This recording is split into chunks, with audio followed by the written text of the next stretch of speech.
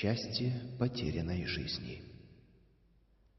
Кто потеряет душу свою ради меня и Евангелия, тот сбережет ее.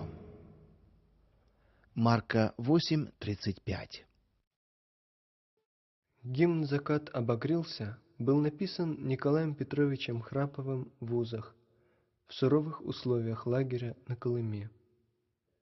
Мужской хор, состоящий из 30 страдальцев-христиан, обливаясь слезами, впервые исполнил его там же, за колючей проволокой. В 60-80-е годы, когда наше братство переживало жестокие гонения, этот гимн стал одним из самых любимых для многих узников-христиан, ободряя их и укрепляя веру в суровых испытаниях.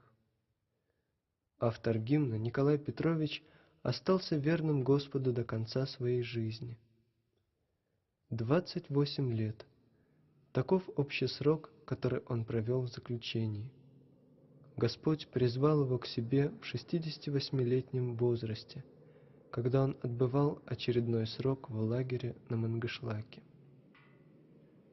Поминайте наставников ваших, которые проповедовали вам Слово Божие, и, взирая на кончину их жизни, подражайте вере